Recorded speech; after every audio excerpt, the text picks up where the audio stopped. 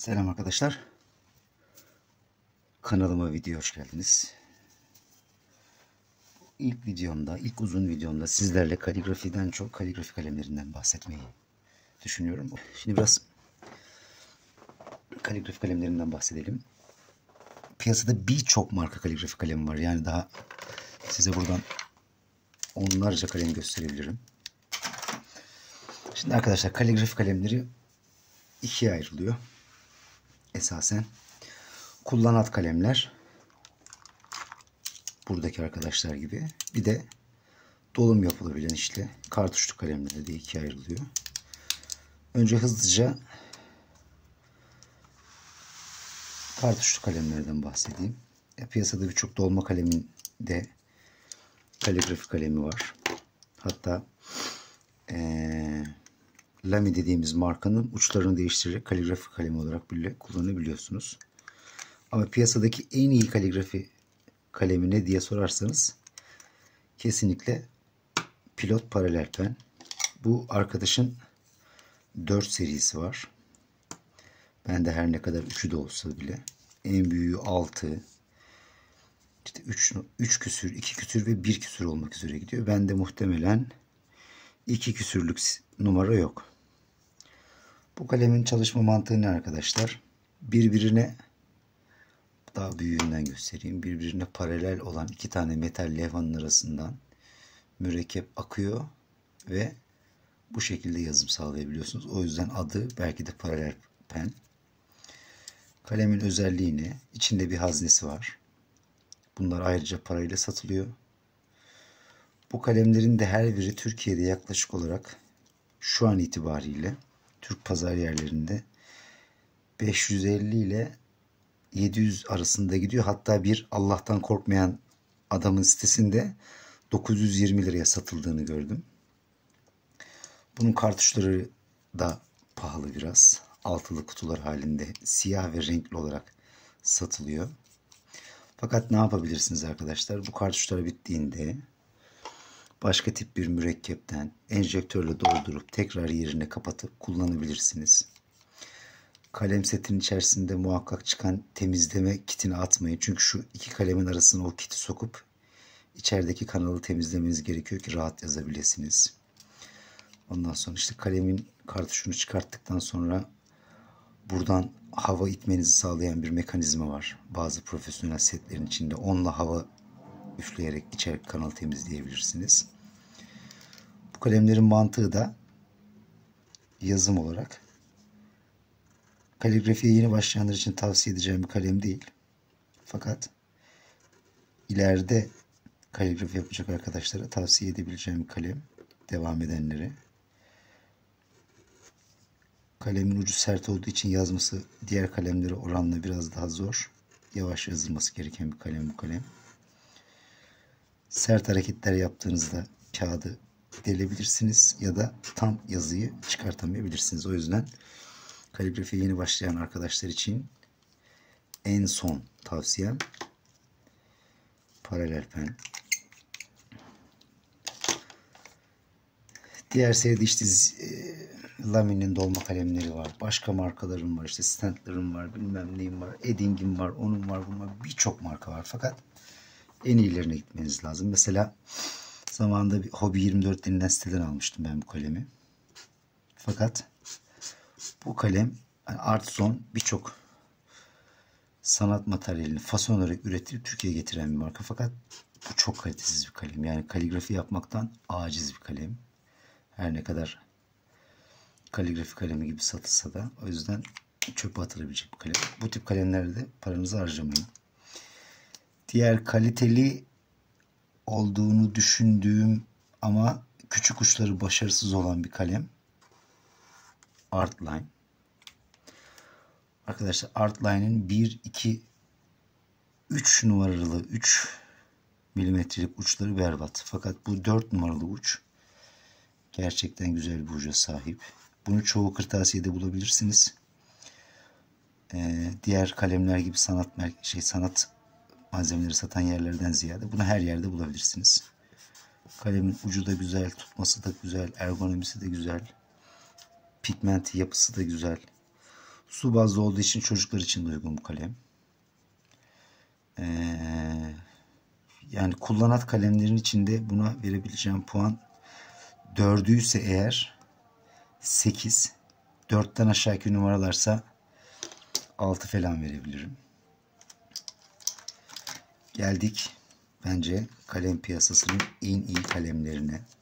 Artline vesaireyi unutun. Size tavsiyem Zig. Eğer kaligrafi uğraşacaksınız arkadaşlar, Zig'i tutmanız lazım.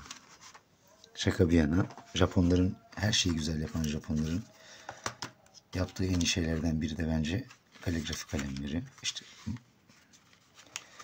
anime kalemleri vesaire. Ama Zig gerçekten kaliteli bir marka. Neden? Çünkü bu marka arkadaşlar diğerleri gibi değil. Birçok kalem piyasası da artık böyle şekillenmeye başladı. İkiz uçla satıyorlar. Şimdi her serisi için bunu söylemeyeceğim. Yalnız su bazlı kalemleri çocuklara uygun. Bu kalem seti altılı kombinasyonlarda satılıyor. Çeşitli kombinasyonlarını görebilirsiniz internette bunun. Kalemin özelliği ne? Bir tarafı 2 milim ince. Bir tarafı 3,5 milim. Çok iyi kalemler. Çok iyi kalemlerden kastım ucu bozulmuyor. Tutması kolay. Ve kaligrafiye başlayan arkadaşlar için en önemli tavsiyelerden biri. Lütfen kaligrafi kalemlerinizde günlük yazı yazmayın. Çünkü günlük yazı yazmanın verdiği rahatlıkla disiplinsiz yazı yazma isteğiyle kalemlerin uçlarının anasını ağlatabiliyorsunuz. O yüzden birinci tavsiyem kaligrafi kalemleriyle asla günlük yazı yazmayın. İşte ders notu tutmaktı, işte mektup yazmaktı, o bu gibi şeylerle lütfen kaligrafi kalemleriyle kullanmayın. Bir diğeri de asla kaligrafi kalemlerinizi, özellikle çift tuşlu kaligrafi kalemlerinizi dik olarak tutmayın arkadaşlar. Yatay saklayın. Saklayabiliyorsanız. Sırf benim bunun için özel bir kalem kutum var. Onun içerisinde yatay dursunlar diye özellikle o kutuyu aldım. Çünkü neden? Bu kalem iki uçlu olduğu için bunun mürekkep kartuşu ortada ve iki tarafı birden besliyor. Siz şayet bu kalemi dik saklarsanız ya da dik tutarsanız içindeki mürekkep haznesi aşağıdaki olan tarafa geleceği için yukarıdaki taraf kuruyor. Anlatabiliyor muyum? Kuruduğu için de ne oluyor? Bu kalemde söz konusu değil su bazlı olduğu için ama diğer kalemlerde söz konusu. İşte metalik serisinde bunun özellikle tutarsanız o şekilde göreceksiniz. Kalemin yukarıda kalan ucu kuruduğu için siz iki uçtan birini feda etmiş oluyorsunuz arkadaşlar. Lütfen kaligrafi kalemlerinizi dikey değil yatay saklayın. Buna bir örnek vermek gerekirse mesela bakın dikey tuttuğum bir kalem bu metalik seri olduğu için bu ne hikmetse dikey tuttuğumda bu kalemin ucu kuruduğu için çabuk bozuluyor ve küf benzeri bir şey oluşmaya başladı. Bunda belki solvent içindeki sentetik malzemeden kaynaklanıyordur. Lütfen dünyanın parasını verdiğiniz kaligrafi kalemlerinizi dikey değil yatay saklayın. Bu kalemin altılı seti ben genellikle alışverişlerimi Amazon'dan alıyorum. Türkiye'ye göre daha uygun oluyor. 50-100 lira. Türkiye'deki bu kalemin Amazon'daki satış fiyatı 290 bandına kadar çıkıyor vergiyle birlikte. Fakat ülkedeki pazar yerlerindeki satış fiyatının 490 lira olanına bile denk geldim. Onların da yine Allah'tan pek korkusu olduğunu düşünmüyorum. Bir de burada pazar paylarının komisyonu da var. Adam da kâr edebilmesi için pazar yerinin payını da koyması gerekiyor. Kalemlerin renkleri biraz kaligrafiyle uğraşanlar için canlı renkler bunlar. Pastel renkler bu seride. Kötü mü? Değil.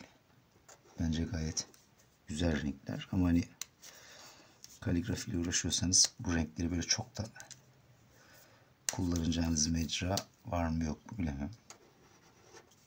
Var. Renkli şeyler yapıyorsanız var. Kırmızıyı çok kullanırım. Neden? Siyahla kırmızının kombinasyonu belki de bu dünyadaki en güzel şeylerden biri olabilir. Renkleri bu altılı serinin renkleri bu. Fakat bu kombinasyonda kalmıyor. Başka renk kombinasyonları da var bunun kalemin. Kalemin uçlarından bahsetmiştik. Bir tarafı 2, bir tarafı 3,5.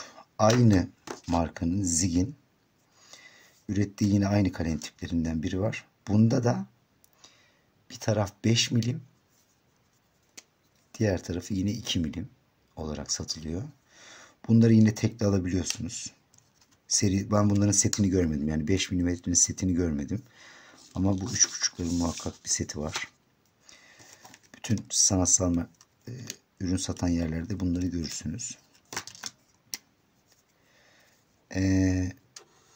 Bu da yine büyük standlarda satılıyor. Öyle bir durum. Bir de scroll dediğimiz yani ikiz uçlu kalemi var arkadaşlar. Yine Zig'in. Bunun da yazı yazmakta oldukça zevkli. Fakat biraz zor. Yani dönüşlerinizi iyi yapamazsanız aradaki kanal boşluğunu yok edebiliyorsunuz. O yüzden bunda yavaş hareket etmeniz lazım arkadaşlar. Sadece siyahını gördüm ben bunun. Bu tarafı ikiz, bu tarafı brush pen olarak satılıyor. Şöyle de yapabilirsiniz. Herhangi bir kalemin alıp, ben öyle yapıyorum. Bakın bu uçta da var yine aynı durum. Sert bir cisimle, ben bunu misine ile yaptığımı hatırlıyorum. Misineyi buradan bantlıyorsunuz ve kendinize bir ikiz uçlu kalem yapmış oluyorsunuz. Bu da biraz derin yaparsanız bakın. Aslında bu normal şu kalemden. Bunun aynısı bu. Ben sadece ne yaptım? Ucunun üstüne misine koyarak bir kanal açtım. Ve o kanaldan aynı efekti sağlayabildim. Böyle bir durum. Yine bu kalemleri de lütfen ama lütfen yatay tutun. Verdiğiniz paraya yazık. Uçları çok kolay deforme olmadığı için arkadaşlar bu kalemin bir karga burun penseyle buradan çıkartıp iki taraftan da aynı renkleri koyup devam edebilirsiniz. Ya da bunu uçları ve içindeki refili mürekkebi çıkartmak için ispirto ya da kolonya ile temizleyip başka bir renkte kullanabilirsiniz. Hani benim şu kırmızıda özellikle bakın, zaten kirliliğinden anlarsınız. Doldurup boşalttığım bir kalem bu benim. Yani yazıp yazıp kullandığım bir kalem bu. Ben yine kırmızı mürekkebimi alıyorum enjektörle. Bunun içerisine, refilin içerisine koyup kullanıyorum. Böyle de devam edelim. Bu ekonomik şartlar altında böyle ilerlemenizi tavsiye ederim. Zig böyle dedik. Stentler denilen bir marka var. Bu da Almanların 12'li set olarak satılıyor. Yine bunu Amazon'dan almanızı tavsiye ederim. Türkiye'de çünkü bu marka ne hikmetse distribütöründen kaynaklı mıdır nedir, çok pahalı satılıyor. Ama Amazon'da ben bu kalemi 290 liraya almıştım, vergiler dahil. Bu kalemden Zig'deki gibi performans beklemiyorum. Çünkü renkler, mesela bu kırmızı tam bir kırmızı değil. Vişne çürüğü gibi bir şey. Kırmızısına bakalım. Yine kırmızı değil, kahverengi. Yeşiline bakalım. O tam istediğim yeşil değil. Mavisine bakalım. Mavi hani biraz daha mavi. Bu böyle biraz mat bir pastel seriyi kullanmış diyelim, hani markayı da zedelememek için. Bu böyle biraz daha mat renkler isteyen arkadaşlar için yapılmış bir kalem markası. Bunun da yine aynı vaziyette. Ucunun birisi 2,5, pardon yanlış olmasın, kutusundan bakayım. Evet. Birisi 2, ince tarafı 2. Umarım zoom yapabilir. Kalın tarafı da yine 3,5 milimetre arkadaşlar. Ondan sonra ucuz. Uzun ömürlü mü? Değil. Bu kalemin ucu çabuk bozuluyor. Çabuk deforme oluyor. Onu söyleyeyim size. Bu kalemde olabildiğince yavaş hareket etmeye çalışın. Hatta bu kalemi şöyle kullanabilirsiniz. Hem ucuz bir kalem, hem renk çeşitliliği fazla. Eğer kaligrafiye başlayacaksanız 12 tane kaleme 290 lira vermeniz daha mantıklı. Hem renk çeşitliliğini denemiş olursunuz. Hem kalemlerin uçlarının bozulmasından dolayı kendinizi kötü hissetmeyeceğiniz için bu markayı da bu amaçla kullanabilirsiniz. Bu da nasıl 12'li olarak satılıyor. Bunun da yine tek satılan serisi var ama tekte muazzam pahalı satılıyor. O konuda lütfen uyanık olun. Ondan sonracığıma bunları bitirdik. Bunlar pastel renklerde, bilmem nelerdi. Diğer serimize geçecek olursak bir de yine Zig'i tutmak isteyen arkadaşlar için en çok tavsiye edeceğim marka Zig. Zig'in bir de metalik serisi var. Tabi bunlar şey değil, kaligrafi kalemi değil. Ben bunları özel bir iş için aldım. Kenar deseni yapmak için. Arkadaşlar çocuğunuz varsa lütfen Zig'in metalik serisini ellettirmeyin, dokundurmayın. Anladın? Metalik hiçbir kalemi çocuğunuza dokundurmayın. Çünkü bunlar metalik olduğu için bunların içinde kurşun var, solvent var. Çocuğun solumaması gereken her şey var. Şöyle ifade edeyim. Eğer ben bu Sakura ile 10 dakikadan bir uzun yazı yazayım, benim başım dönmeye başlıyor. İçindeki ağır metal neyse baş döndürüyor ki bana bunu yapabiliyorsa çocukların neler yapıyordur bilmiyorum. Hakeza Zig'in kalemlerinde de aynı durum söz konusu arkadaşlar. Bu kalemleri de fazla solumamanız gerekiyor. Yani kutusunun üzerinde yazıyor özellikle. Lütfen kapağını kapalı tutun diyor. Asla açık tutmayın. Bu kalemler için bunu söylememe gerek yok ama tek uçlu kalemleri dikey tutun. Hiçbir sorun yok. Fakat bu da yine ikiz uç olduğu için bunları da lütfen yatay saklayın. Başka bu kalemin özelliğine kaligrafi serisi de var bunun tabi de. Bunun bir tarafı 1.2 milim, bir tarafı 1 milim arkadaşlar. Bununla ne yapabilirsiniz? Kaligrafiden ziyade süsleme yapabilirsiniz. Bunun için şöyle bir saniye de siyah bir karton bulursam, evet yakınında varmış. Buradaki renkleri size göstereyim. Şimdi Sakura'ya geçmeden önce bundan bahsedelim. Bu altı renk şöyle altı renk.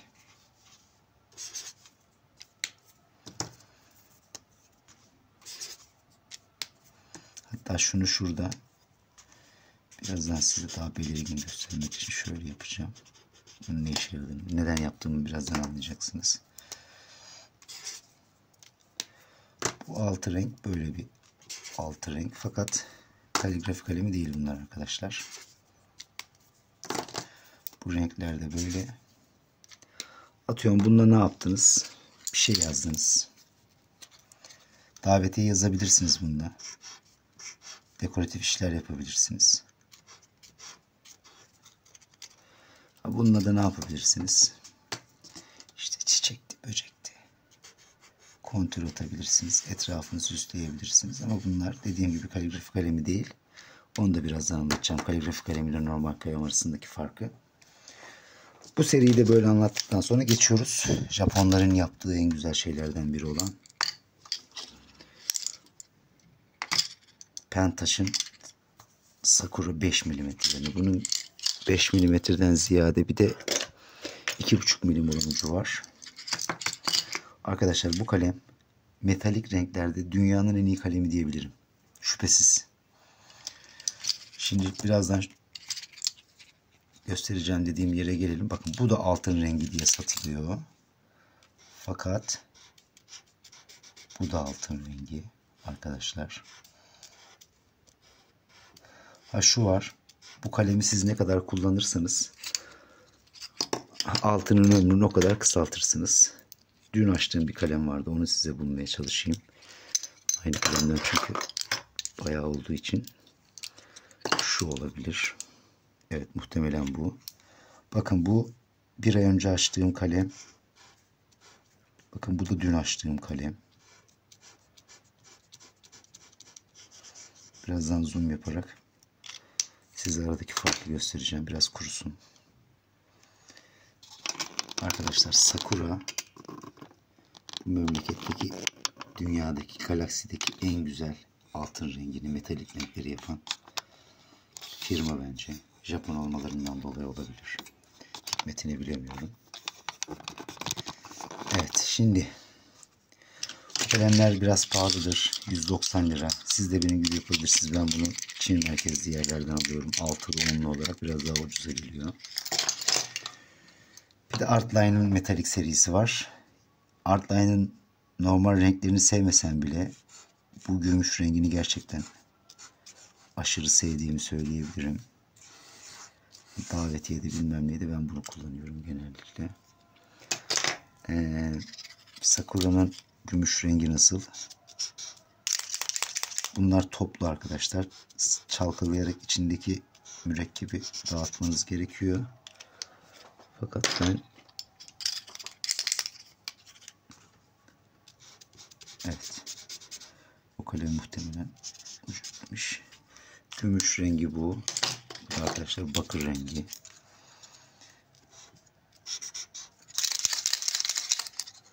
Bakır rengi de hiç kötü gözüken bir renk değil. Allah Allah. Pardon. Bakırı da bu renk arkadaşlar. Gayet kaliteli bir renk bence.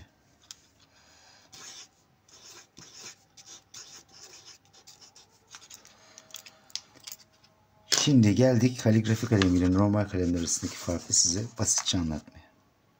Şimdi kaligrafi kalemleri altın rengiyle anlatalım. Normal yazı yazdığımızda kalemin ucunda herhangi bir keramet olmaması sebebiyle arkadaşlar el yazınız gibi yazı yazabiliyorsunuz. Fakat kaligrafi kalemlerinde ne yapıyorsunuz arkadaşlar? Kalemin ucunda bir kesik uç olması sebebiyle bir açı var. Açıdan dolayı biz kalemi tutarken, yani şöyle ya da böyle tutarken 45 derecelik açıyla tutuyoruz. Haliyle bu açıyla tutmaktan dolayı ne oluyor arkadaşlar?